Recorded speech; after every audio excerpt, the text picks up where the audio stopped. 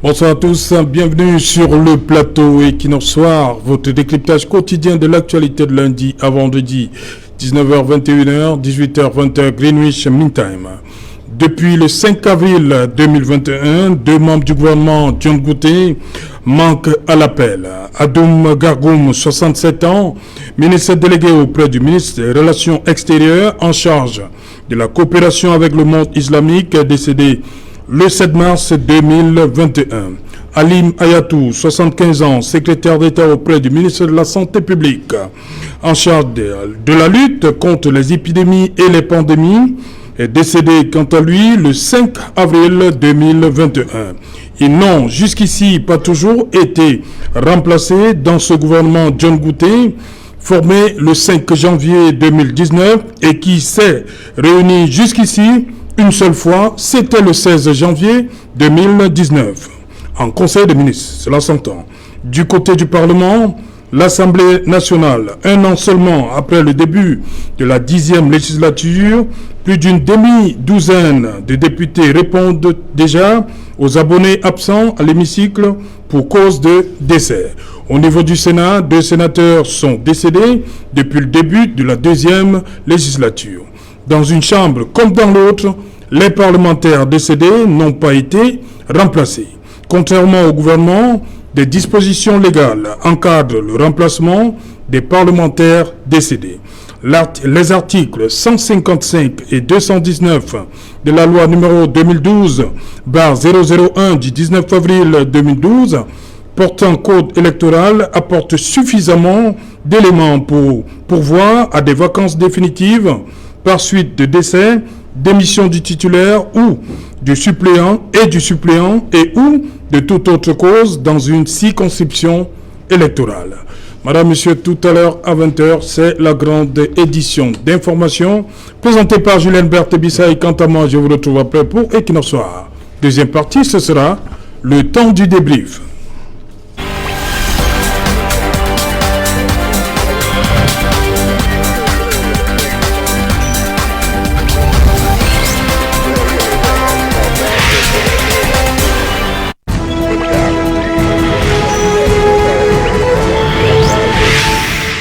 Gouvernement et Parlement, pourquoi les décédés ne sont pas remplacés? Pour en parler, nous avons invité en plateau ce soir Basistan Kamalimen. You're welcome. Thank you so much, Seth Allen, and to all our wonderful viewers. You know, I'm grateful to be here today. I'm coming from very far. Yes. I was sick and operated upon, and I take this opportunity to thank Dr. Fofo and the staff of Polyclinic Muna, who did a wonderful job take care of me. I thank my wife Quinta Limen and my junior brother Limen Wilfred, who came all the way from the US to see me through this difficult moment. I'm grateful and thankful to God that I'm up and strong, and my doctor, Dr. Fofun, told me that I could start coming out, at least not to gain my spirit. And permit me search, while I was sick, something drew my attention, which I want to pray that the government delegate, the super mayor, look into the matter, the road to Lokpom. The road is so bad that, you remember there was a time I said here that yes, the mayor, I don't know exactly what they are doing, is out of bad faith. You know, that road is so bad that we don't even use the road. And you know, for somebody who is... Il y a une déviation du côté de Kotor. Yes, and it is so bad. The road is so bad that you imagine somebody who is sick to leave Lopom to go to Bonanjo for dressing, you know, you go through a lot of pains for reasons you cannot explain. Just some few meters to put pavements, we've taken about 4 or 5 months. I think the population of Lokpom have been very, very comprehensive, and they should not be taken for granted. I pray that the authorities that be should look into the repairs of that road so we can start enjoying a safe ride on the roads. Ok. Thank you so much. À côté de vous, Charles Dikam. Bonsoir, Charles. Bonsoir, Serge Alain. Bonsoir aux nombreux téléspectateurs d'Equinox TV. Bonsoir également à mes copanélistes et prompt rétablissement à celui qui est à mes côtés. Voilà. Bonsoir Maître. Maître Georges Teguem. Bonsoir, bienvenue. Bonsoir Serge Alain, bonsoir à vos téléspectateurs aussi nombreux. Bonsoir à mes copanélistes. Je suis heureux que Maître Liben ait rendu un vivant hommage à la médecine camerounaise. Nous sommes fiers de savoir que dans notre pays, il y a des cliniques qui travaillent avec des médecins compétents. Nous devons d'ailleurs tous en être heureux. C'est notre pays. Nous devons être fiers d'avoir chez nous des hôpitaux comme la Rivoisière ou l'hôpital Saint-Antoine de Paris. C'est une fierté de savoir qu'à Clinique, on sauve des gens qui croient à la mort. Monsieur Limen, vous en êtes un témoignage vivant. J'espère que les gens vous entendent. Ok, merci. Établissement public ou privé? Et privé.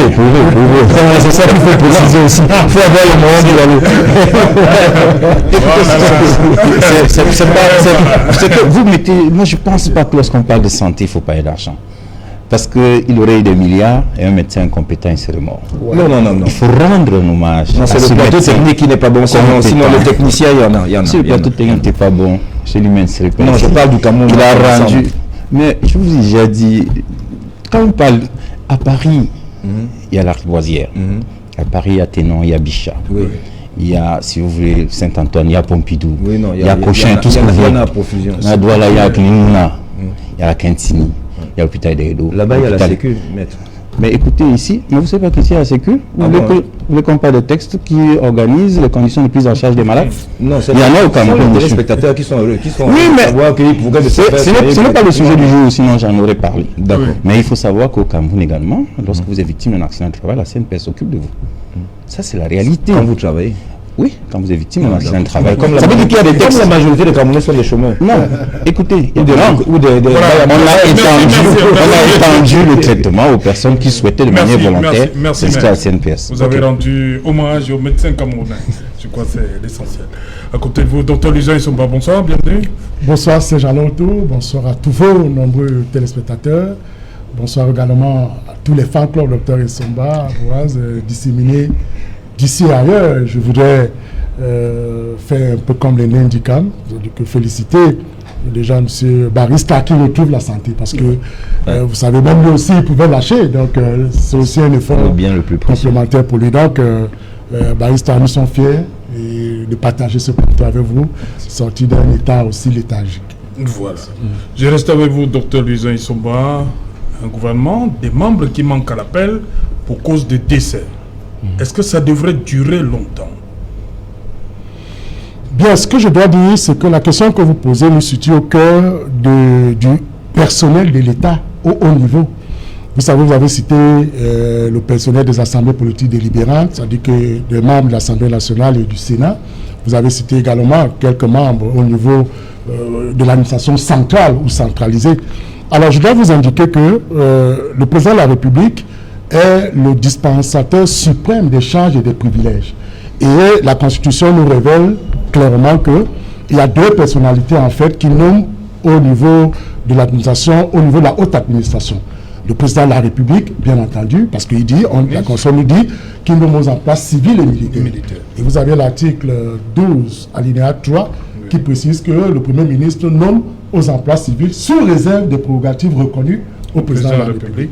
Et nous avons eu, à un moment donné, lorsque le poste du Premier ministre est restauré le 23 avril 1991, à la suite de cette réforme, et plus tard, après Sadou Ayatou, Simon Achou est arrivé, et en interprétant cette disposition, justement, de la Constitution, de la réforme du 23 avril 1991, M. Simon Achou avait nommé 4 préfets à l'absence du président de la République. Et qu'est-ce qui s'est passé? 3 mois après le retour du président, on lui a fait l'état de la situation politique administrative, et on a fait le compte rendu au président de la République que le Premier ministre est resté nommé 4 préfets. Et 2 mois plus tard, le président de la République a procédé à un chamboulement de tous les préfets, et il a enlevé les 4 préfets qu'avait nommé le Premier ministre. C'est pour dire que à partir du principe de la nomination, on distingue dans les nominations aux postes supérieurs et les nominations des postes inférieurs. Et ça veut donc dire que les postes inférieurs relèvent donc de la compétence du Premier ministre et ce que l'on peut considérer comme supérieur de la compétence du président. Maintenant, vous avez parlé du personnel de l'Assemblée nationale. L'article 154 est clair. Cet article dispose que en cas de vacances, surtout des questions de suppléance qui se posent, seul le décès peut contraindre le président de la République d'organiser des élections partielles. Mais si le titulaire démissionne, ou bien il tombe dans une situation d'incompatibilité, par exemple, le titulaire choisit, un peu comme on l'a vu avec Patrice Adam, elle choisit plutôt d'être maire que d'être députée. Vous voyez, elle tombe sur le coup d'incompatibilité des fonctions électives. Oui. Donc le suppléant, automatiquement. dans ce cas, devient directement, occupe directement et exerce la fonction jusqu'à la fin du mandat. Maintenant, ça, c'est au niveau des assemblées politiques délibérantes. S'agissant maintenant du gouvernement, le principe est clair, je venais de l'établir, c'est le président de la République qui nomme aux emplois civils et militaires. Donc, c'est à lui qu'incombe cette lourde responsabilité de nommer. Mais bien entendu, la Constitution ne lui impose pas un timing ou une périodicité. Le président peut le faire à tout moment. Mais vous avez vu que dans le cadre des assemblées politiques, la loi est claire. Elle dit que 12 mois après, le président organise les élections partielles. Mais à moins d'un an de la fin de la mandature ou de la législature, on ne peut plus organiser les élections. Donc voilà, en gros, sur le plan technique, ce qu'il faut dire par rapport à ces problèmes de décès au niveau de nos assemblées politiques différentes et au niveau de la haute administration. Mais Tegem, ajouter quelque chose? Écoutez, je suis tout à fait d'accord avec lui, sauf que en ce qui concerne les députés à l'Assemblée nationale, je suis un peu réservé sur l'analyse qu'il en fait. Oui, le texte 155 dit 12 mois après, mais 12 mois après le décès. Or, le décès au Cameroun est constaté par un acte, c'est l'acte de décès. Il faut déjà qu'il soit en possession de l'acte de décès. Avant, il n'y a pas de décès. C'est-à-dire qu'il faut avoir la connaissance de ce que quelqu'un est mort, tant qu'il n'y a pas d'acte de décès au dossier de Monsieur le Président de la République. La mandature 2007-2013, 11 députés sont décédés, n'ont pas été remplacés. Donc il n'y a pas eu d'acte de décès. On n'a pas eu... Mais c'est ce que je vous disais. C'est peut-être la loi, c'est dur. Vous savez, j'ai parfois un problème de communication. Vous voulez nous faire comprendre que depuis que les députés ne sont pas remplacés à l'Assemblée nationale, c'est parce qu'on n'a pas produit des actes de décès? Mais, monsieur Otou, ce qui veut dire que leurs ayants droit sont dans le... La loi est dure, mais c'est la loi. Je suis un avocat sur le plateau et je pense que son contrôle. Oui. Vous avez le programme de deuil de quelqu'un. Oui. Vous venez donner à un juge. Vous demandez de prononcer un jugement d'hérédité, vous dites que non. Il n'y a pas le mort. Il était au lieu du deuil avec vous. Vous lui dites, vous dites, mon ami, mon dossier doit avoir la pièce. C'est la loi. Vous savez, la loi est dure, mais c'est la loi. Et moi, je ne sais pas, j'aurais souhaité que l'une des familles d'un défunt député soit ici, l'un des membres de la famille d'un défunt député soit ici, pour nous dire, nous avons effectivement déposé l'acte des décès au secrétaire général de la présidence de la République ou au cabinet civil, monsieur le président de la République, en date due. Pour que le délai de 12 mois commence à courir. Même à l'Assemblée elle-même. Même à l'Assemblée elle-même. Pour que le délai de 12 mois commence à courir. Je ne pense pas que vous soyez en train de dire que c'est nécessairement ça. Vous dites que peut-être que. Non. Ou bien vous êtes sûr. Il y a une certitude. C'est que les délais qui sont indiqués dans la loi, c'est à compter d'un événement, un fait précis. Oui. C'est le décès. Oui. Et la connaissance acquise étant interdite, il est interdit de rendre une décision sur la base d'une connaissance acquise. Vous ne pouvez pas, parce que vous avez eu une information sans avoir la pièce au dossier. Acte de décès faisant foi. Okay. Donc peut-être entre la mandature 2007-2013, comme vous l'indiquiez tantôt, il y a eu des décès. Oui. Même actuellement, il y a des décès. Je ne sais pas si le délai 12 mois même déjà est déjà consommé en ce moment. Mais ces décès que vous évoquez, peut-être les gens prennent les actes de décès, s'orientent autrement et ne déposent pas la pièce là où il faut. Mais reconnaissons que, même on a beau dire, en ce qui concerne les membres du gouvernement, c'est son Excellence, Monsieur le Président de la République, qui est nanti des pouvoirs. C'est ce qu'on appelle l'exercice du pouvoir discrétionnaire, c'est-à-dire qu'en dehors de tout contrôle, qui nomme le Premier ministre et les ministres sur proposition du Premier ministre. C'est lui, il nomme quand il veut. C'est son pouvoir discrétionnaire. Et le pouvoir discrétionnaire, on ne peut pas forcer. C'est lui qui décide. Maître Tegem, je reste avec vous. Article 219 sur les décès des sénateurs. Alinéa 3. En cas de décès d'un sénateur nommé, un nouveau sénateur est nommé pour achever le mandat à la diligence du président du Sénat. Oui. Le décès déjà doit être constaté. Vous lisez toujours la pièce là. Oui. Le décès au Cameroun est constaté par un acte de décès. Tchib Moukete est décédé. C'est 12 mois. Tchib Moukete est mort il y a 2 jours. Le délai n'est pas encore. Il ne faut pas en parler. Puisqu'il n'y a pas encore 12 mois. On est d'accord. Ça veut dire qu'il est encore dans le délai. Oui, on est d'accord. Et vous dites que Tchib Moukete est décédé. Mais vous ne mettez pas. Là, vous avez mis de côté l'acte de décès. Et je vous dis que c'est vous qui le dites. Moi, j'ai vu. Qui parlait là de décès. C'est vous qui dites qu'il est mort. Ah, il n'est pas mort. Moi, j'ai vu qu'il est mort. Mais pour qu'un acte présidentiel accompagne sa mort, il faut avoir la pièce au dossier. Ok. C'est ce que je dis. Barrister Kamalime. Yeah, I listen keenly to my colleague, and there's something I wish to contribute. We should know that the people we're talking about are parliamentarians, and they belong to the National Assembly, and they occupy a public service. And I think the Cameroon government have an interest to take judicial notice of the fact that they are dead. It is not only incumbent on the family to come and make a death certificate. They assume a public office, and in that capacity, the government, a responsible government, will go ahead to do what is necessary. Now, you see, my colleague was he was working on a presumption that there might have been no death certificate to prove. It's just a presumption. It might not be the case. But let us look at the issue, the facts as they are. If these people died and the law has not been respected, we should be able to say why. We should be able to. They should give us reasons why the law has not been respected. So on that point, I think being parliamentarians, it is incumbent on the state to take judicial notice of their death. So that is the very first thing I want to draw attention to, and Serge, it is a question which is already answered when we look at the nature of our government. Our government does not react spontaneously. Our government is kind of a sleeping government. We all know it's a fact, well established, and I think that is where the problem situates. The government is not so pushful. The government is not so proactive. So I think that is where the problem resides. Okay. Yes, I think that's where the problem Charles Ndikam, sur cet élément, est-ce que pour vous, l'acte de décès, c'est ça qui doit absolument déclencher le processus de remplacement de ces élus? Ou bien même la 10e législature. Qu'est-ce qui explique que ceux qui sont décédés lors de la 9e et même la 8e qu'il n'y ait pas eu de partiel? C'est ça la question. Je voudrais déjà vous remercier, Serge Alaoutou, et vous demander de faire en sorte que chaque fois qu'on peut être édifié par le docteur Louison Essomba, full docteur Louison Essomba, parce qu'il y a beaucoup d'autres là, je ne sais pas. Mais lui, en Côte d'Ivoire, on dit petit connaît papier. C'est bien, docteur. Chaque fois qu'on vous écoute, on apprend. Oui. Il s'agit d'une question de volonté politique. Ouais. Pour vous, c'est la volonté politique? C'est la volonté politique. C'est en cela, au moins, il copie celui que certains d'entre eux appellent leur créateur, qui n'est jamais pressé en rien et sur rien.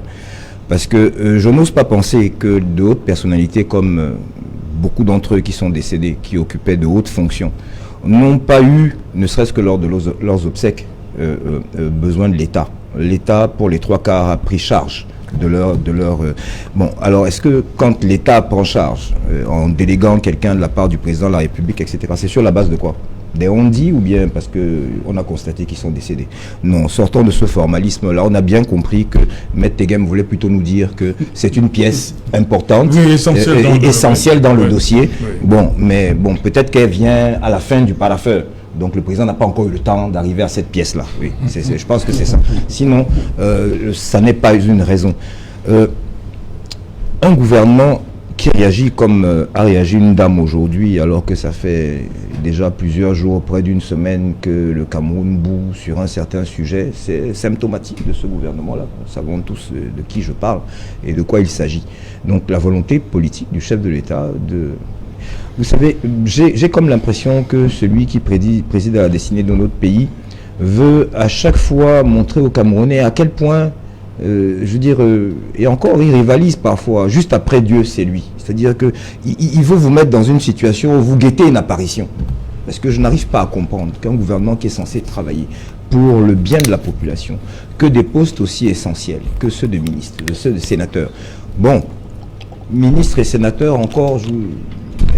surtout quand on parle du Parlement, comme on sait que c'est plutôt l'enregistrement qu'autre chose, mais au moins qu'on fasse semblant.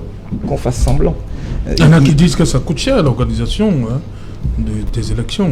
Oh, ça ne coûte pas plus cher que ce qu'on paye en campagne de publicité à l'extérieur au titre du gouvernement. Ça ne coûte pas plus cher que les déplacements inutiles que beaucoup d'entre eux font et des commissions qui n'ont jamais rendu de rapport. Ça ne coûte pas plus cher. Lorsque l'État veut faire quelque chose, il trouve les moyens de le faire. On envoie une esquisse, même si je n'assimilerai pas ça à l'État, ce qui se passe depuis hier ou 2 jours à Douala. Bon, je me dis que s'il le fait, c'est qu'il a l'aval de l'État, même si sur ce point-là, j'interrogerai à un moment donné les éminents grands juristes qui sont autour de moi. Mais rien ne coûte suffisamment cher à l'État, surtout quand il s'agit, comment dirais-je, de ses missions régaliennes, de ce qu'il doit faire. Ça n'est pas facultatif. Un ministre, s'il a occupé un poste, si on a pensé le nommer, c'est parce que c'est un poste qui nécessite sa présence. Oui. Bon, comme il n'est pas seul sur 25 millions, il doit bien en avoir bien d'autres qui peuvent occuper cette fonction-là. Mais bon, voilà. Voilà.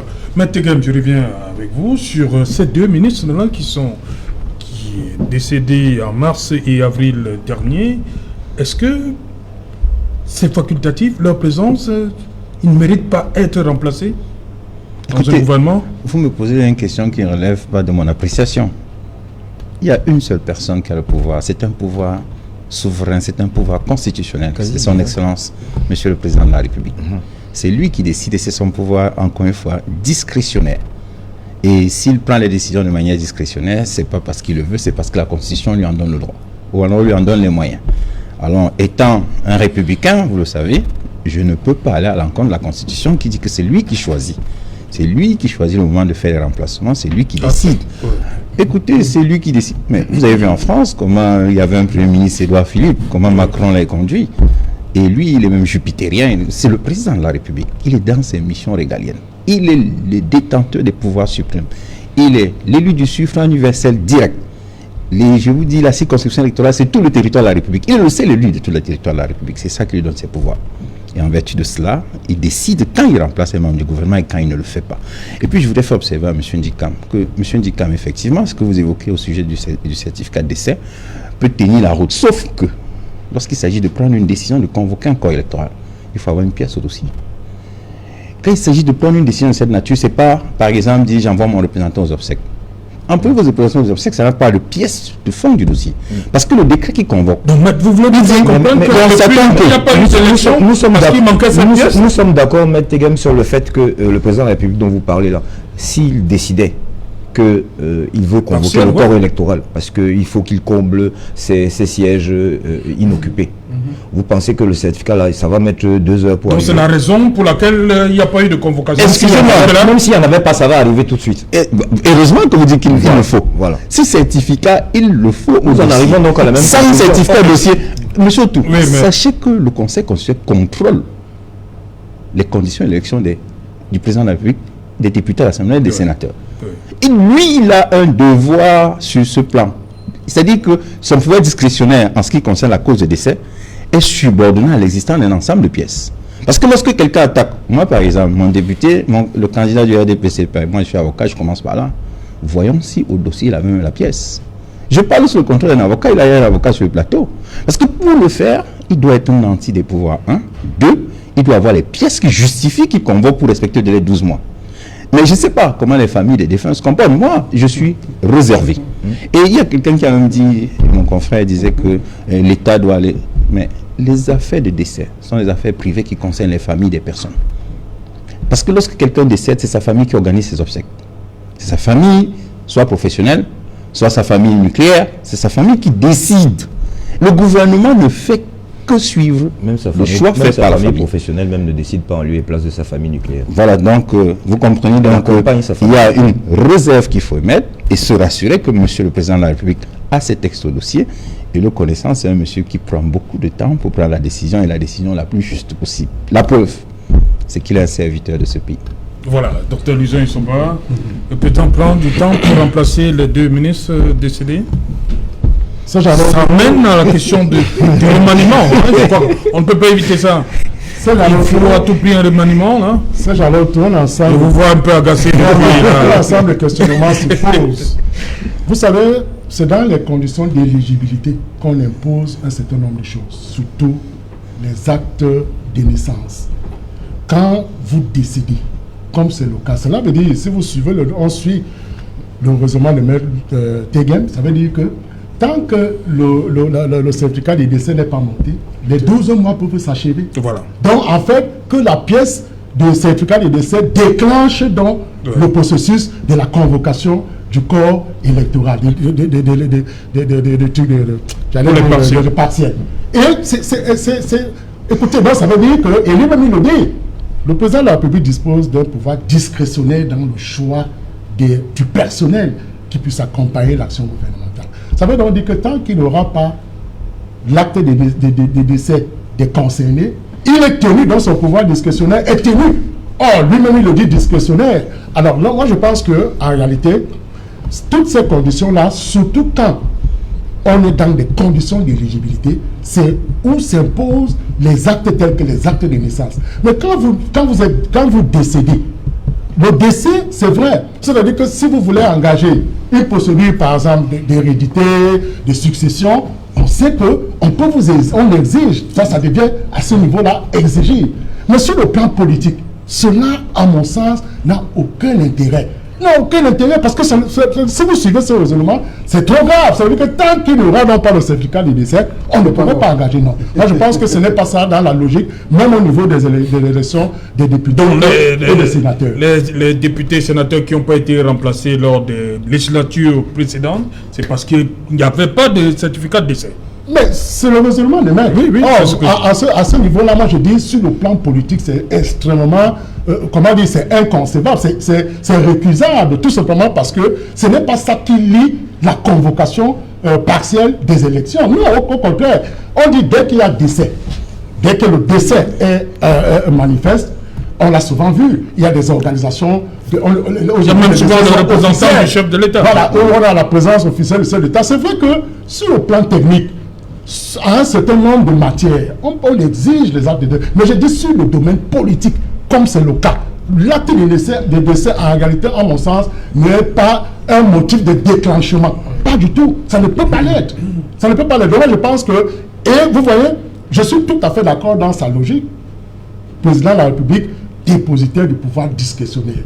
Autorité souveraine de nomination. Je l'ai dit au début que c'est lui le dispensateur suprême des charges et des privilèges. Alors, à partir de là, vous vous rendez compte que le président de la République ne peut pas se résumer en l'attente d'un certificat de décès pour faire valoir, pour exercer son pouvoir discrétionnaire. Donc, moi, je pense que dans cette lecture-là, il faut considérer, il faut renvoyer ça dans une dimension politique que dans une dimension des affaires civiles ou, je ne sais pas trop, ou judiciaire. Ok, Barrister, comment?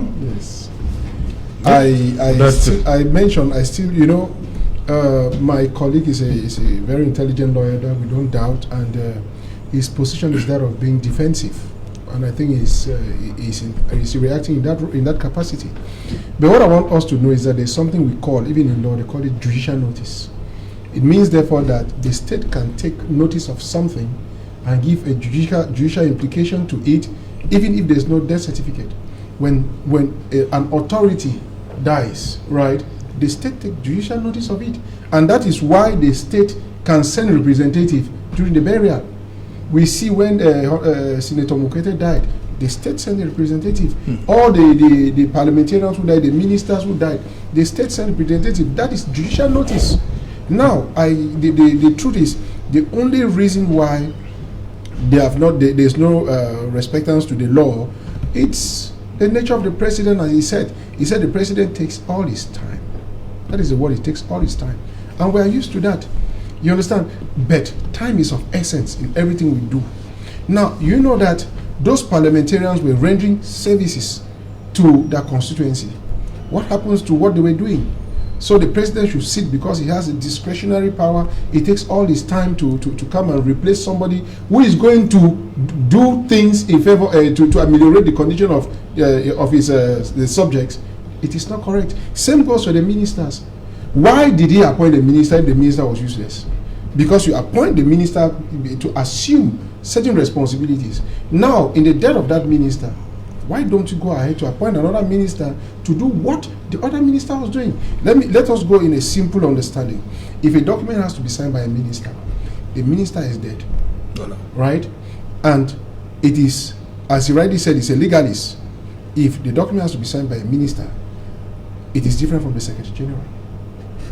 Now, if a minister is not there who assume the responsibility, somebody has to be there. And so the government is, the president who has the discretionary power is obliged, in my humble, for the interest of the population, he is obliged for the interest of the population to replace the people who are dead. So to me, it is still a replica of, it is still a continuity of bad governance And we always think that the president should take his time. And when he takes such a time, he said he comes out with the very best result, which honestly, I think those are political statements and legal arguments. Ok. Charles Dikam, c'est quoi? C'est le fait qu'on parle de ministre délégué et de secrétaire d'État. Si ça avait été un ministre, par exemple, un ministre d'État ou un ministre tout court, Non, on serait là, toujours à attendre. On n'aurait pas remplacé. Je vais revenir à l'aspect qu'a soulevé Dr Luison Essomba, le full Dr Luison Essomba, parce que c'est ainsi que je vais l'appeler désormais. Tout à l'heure, en disant que ce pouvoir discrétionnaire ne pouvait pas se trouver contrarié par des éléments aussi factuels que cela, fut-il important du point de vue administratif. Et je veux dire que c'est ce pouvoir discrétionnaire qui a aussi permis que certains qui ont eu mal à partir avec la justice séjournaient même dans des maisons d'arrêt, puis être président, puis être ministre dans cette République. C'est ça aussi, c'est son pouvoir discrétionnaire. Il prend quelqu'un même en prison, il dit bon, tu n'as plus rien fait, deviens mis. Voilà, c'est arrivé aussi. Non, pour revenir à votre question, Serge Alain, c'est une marque de fabrique, reconnue d'ailleurs par Maître Tegem qui est du parti au pouvoir. Il en fera ainsi parce que justement ce à quoi tout le monde s'attend, c'est que ces ministres soient remplacés.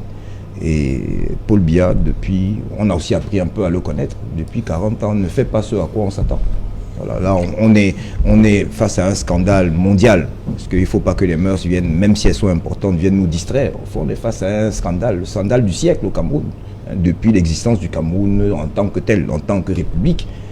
Mais là où, dans un pays normal, dont on citait les hôpitaux tout à l'heure, un exemple de pays normal, en tout cas qu'on aimerait bien copier sous certains aspects, ce gouvernement-là aurait déposé le tablier, hein, en attendant que les uns et les autres fassent valoir, se présentent devant la justice et qu'on établisse les responsabilités.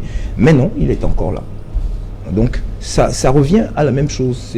Tout est entre, vous voyez bien, tout c'est sur haute instruction, même les banderoles, même quand un sous-préfet passe, c'est le président de la République qui est sur le nom des banderoles. Donc tout revient à lui, voilà, ou sous le haut patronage. Bon, il a tellement de choses à patronner que bon, je pense que c'est dans l'échelonnement de ce qu'il a à patronner que ça prend du temps. C'est-à-dire il est victime de ses propres turpitudes. Voilà, docteur Luison Essomba, d'abord, docteur Luison Essomba, est-ce que il faut forcément qui trop embrasse est-ce qu'il faut forcément un grand mouvement gouvernement pour que ces deux, où on peut, comme c'est, je crois que c'est arrivé à William Etekimbouma, hein, oui, tout ça là. Mais hein? Pas que lui, ils sont nombreux. À Adibime, il y a eu Mandengambassa. Oui. Vous vous rappelez que Mandengambassa allait à l'Assemblée nationale. On lui a demandé quel était le titre de l'ouvrage du président de la République pour le libéralisme communautaire. Il n'a pas pu le donner. Les 2 semaines plus tard, seul, lui seul a été dégommé. Donc c'est pour dire que... C'est quoi? On attend un grand mouvement? Non, pas forcément. Les deux décédés, pourquoi on ne peut pas? On est sur le fondement du pouvoir discrétionnaire. Oui. Le président de la République, à un moment donné, je le disais tout à l'heure, que la Constitution ne lui impose pas un timing pour dire que à ce moment-ci, il faut nommer ou à tel moment, il ne faut pas le faire. Non, pas du tout. Ça veut dire que la Constitution, c'est pourquoi pas les discrétionnaires, parce que cela relève de son choix personnel, des opportunités, ainsi de suite. Alors, ce qu'on constate tout simplement, c'est que quand il y a des décès qui surviennent de cette manière, il serait toujours bon pour ne pas laisser le poste vide. C'est vrai que le fait que le titulaire ne soit pas là n'empêche pas la continuité du service public. On a aujourd'hui les principes tels que la délégation des signatures du pouvoir qui permettent justement la continuité du service public. Mais c'est toujours bon que lorsque le titulaire ou bien un des ministres est décédé, un peu comme c'est le cas, que le président de la République puisse le remplacer. C'est-à-dire que pour que la dynamique de l'activité gouvernementale se déploie. Vous avez vu qu'à un moment donné, on a souvent nommé des autorités qui sont même décédées. C'est-à-dire qu'on a un préfet qu'on a nommé, qui est déjà décédé, mais on le nomme dans une autre administration, dans une autre circonscription administrative, tout simplement parce qu'il n'y a pas ces logiques justement d'information au niveau de l'État. Donc ça veut dire tout simplement qu'à partir du pouvoir discrétionnaire du président, il peut à tout moment pouvoir ou remplacer un des membres du gouvernement si tel est indiqué que celui-ci aurait posé soit un acte qui porte atteinte à l'image de l'État. Écoutez, il a dit tout à l'heure, le docteur Lison Essomba a dit tout à l'heure que les conditions d'éligibilité, ou alors il y a une incompatibilité entre le pouvoir discrétionnaire et le fait que j'invoque l'acte de décès. Moi, je pense qu'il faut bien distinguer les deux cas. En ce qui concerne la nomination des membres du gouvernement, c'est le pouvoir discrétionnaire total. Ouais. En ce qui concerne le remplacement d'un député décédé, il y a des conditions. Il faut le décès. Je ne dis rien. Je dis, c'est vous qui avez les dispositions de l'article 155 du code électoral. Mais on a déjà débattu de cela ici. Donc, quand on met déjà le mot décès là, il y a une façon de dire décès dans le discours en droit. Je parle encore sur le contrôle d'un avocat. Lorsque le président de la République, je vous dis que, et les avocats, moi je sais, puisque quand vous au conseil des avocats, ils vont commencer par là. Ils commencent par vous dire, mais l'élection là même, le candidat de tel parti a perdu, pourquoi? Est-ce que c'était même régulier? Où est la pièce? Oh, il faut avoir la pièce au dossier. Donc, il faut bien que l'on distingue les deux cas, c'est-à-dire le cas du pouvoir discrétionnaire complet en ce qui concerne les membres du gouvernement et le cas où la loi a sorti la convocation du corps électoral d'une condition. Maintenant, en ce qui concerne les membres du gouvernement, comme disait mon confrère ami Limen Spidi, je voudrais faire observer que, en général, lorsqu'un membre du gouvernement n'est pas disponible, il est remplacé, même pendant son congé. Si vous lisez le journal officiel, vous allez voir, enfin, moi j'ai lu les journaux officiels d'avant, où on disait, pendant l'absence du ministre, tant il sera remplacé par tel autre. Souvent, c'est écrit.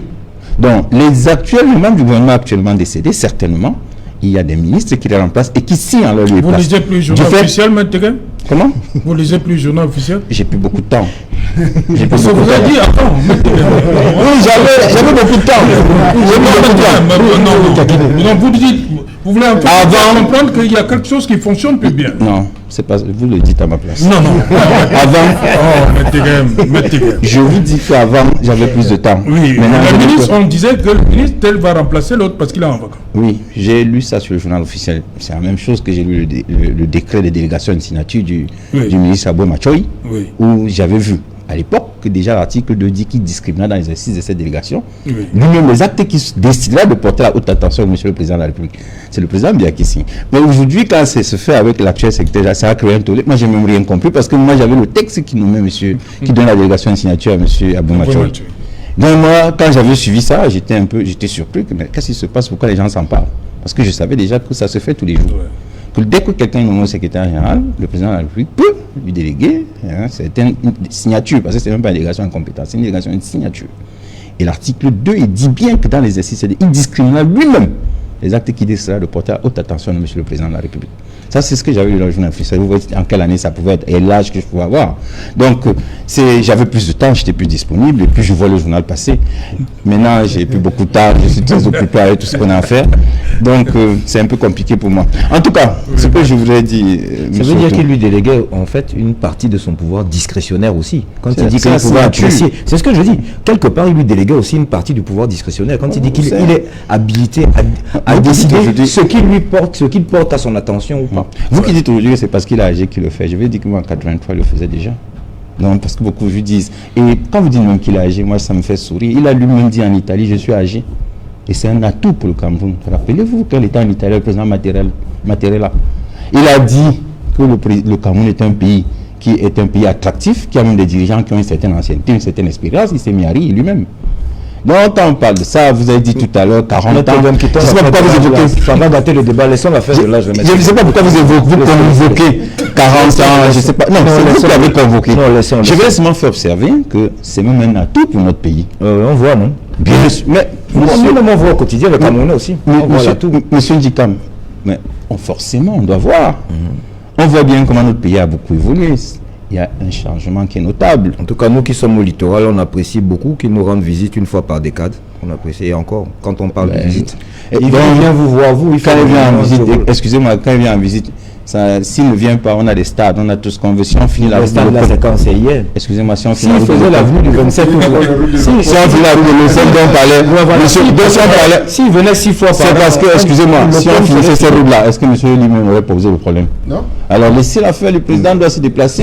Écoutez, il a passé toute sa vie à servir ce pays et je souhaite que En tout cas, ça c'est ma position, qu'on respecte le travail qu'il a fait. Parce que M. Biya, et je le dis toujours, à haute intelligence, je me le dis, le travail qu'il n'a pas fait, non, mettez. Ben écoutez, ce n'est pas parfait. D'accord. Je n'ai jamais prétendu que c'était parfait. Mais ce que je dis, c'est qu'un monsieur qui a plein d'engagement, le Cameroun, c'est la chasse gardée de personnes. Il fait construire le pont par la France.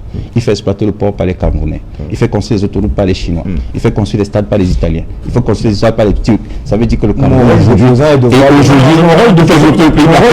de voir le train en retard. Mais malheureusement, il y a beaucoup de trains en retard. C'est ça mon Voilà, souci. merci. Barrister Limen, certains pensent que la non-convocation de ces partiels-là est tout simplement due à la paresse du pouvoir exécutif. It is the truth. No matter how much we try to justify, the truth is that the head of state, he rightly said it, that he takes his time. You see, he might justify the taking of time that he wants to think well to come out with the best decision, as he put it in his words. But I think that when you take so much time to do what you're supposed to do, you might miss the purpose and intent of what you had to do. I think, to be very honest with you, the age of our president is not something we should be proud of. That he has been serving for 40 years and he's still there. The president is tired. That is the truth. If he doesn't want to leave power to somebody else who can do something right, I think it's just a matter of him not being proactive, as I said. Now, you know, I felt a bit sad when my intelligent colleague mentioned that the bridge was built by France, the road was done by China, this was done by Italy. You see, it hurts because we ought not to even rely on those people. We have the means. He's my friend. We've been abroad together. He knows the value, he knows the assets we have in this country that we did not see abroad. And so Cameroon should not be in a position that we should be expecting that if they have to build a bridge, it should be France that will come and build us a bridge. In Nigeria, just right here. Yes. The Nigerians are building that we shouldn't be at that level. We should not wait for Italy to come. And then I speak again under his control because it's not in Cameroon that we became friends. We have a lot of minerals in this country. We have a lot of opportunity in this country.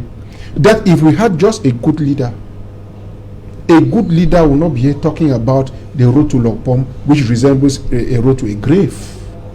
It is bad. That is the truth. We should accept that the president, when you work too much, Alain, you need some rest. The president should handle this thing. I'll be happy that he takes he becomes the president tomorrow. I know he's dynamic, but we shouldn't always rely that the president who is there, since he is there for 60 years or 40 years, it is good for the nation. No, we need to rotate and for some other people to come and contribute positively. Voilà, Dr. Jean Isoba, il y a urgence à un remaniement ministériel. Déjà commencé par convoquer un conseil ministériel. Oui, vous savez, Serge, alors,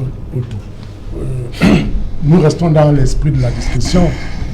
Le président de la République... Discussion qui peut faire 2 ans, 3 ans. Oui, la Constitution ne lui impose pas un timing, je continue de le dire. Peut faire 2 ans sans conseil de ministre.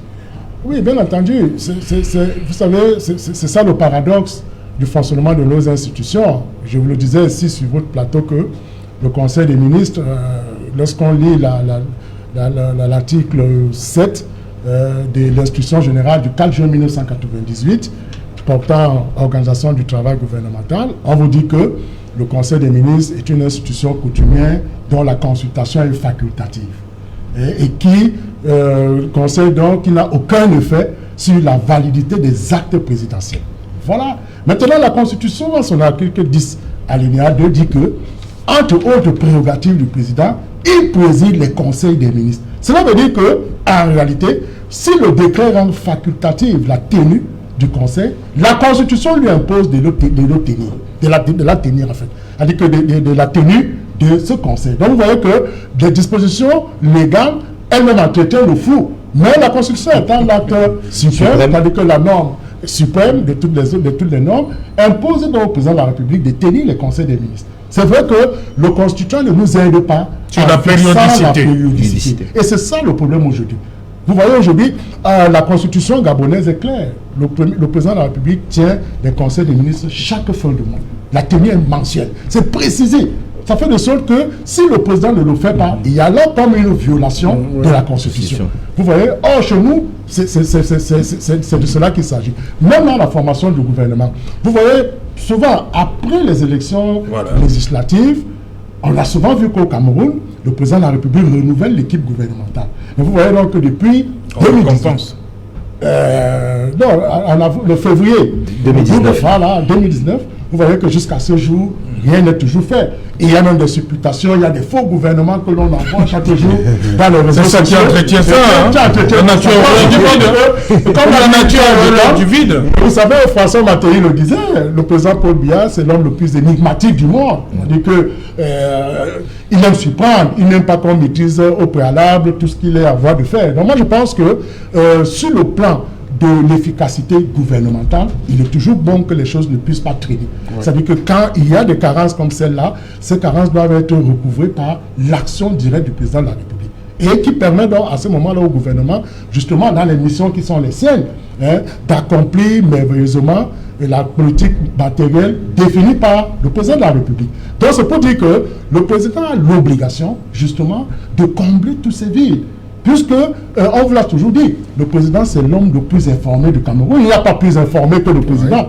Donc même quand vous voyez, M. Teguen insiste sur la question de l'acte de décès, pour ma part, je pense que c'est très bien pour les procédures d'ouverture des patrimoines, de voies de recours, des batailles de la succession. Oui, c'est intéressant. Mais sur le plan politique, ce n'est pas un acte de décès qui peut conditionner l'action de convocation d'une élection partielle des élections. Merci, Dr Lison Isomba. On revient après le journal pour la suite. Et qu'il en soit, ce sera la deuxième partie. Mais avant cela, le journal de Julien Berthe Bissaï. Et avant le journal, une page de pub. Chez Espace Union, nous savons que votre temps est précieux. C'est pourquoi nous trouvons sans cesse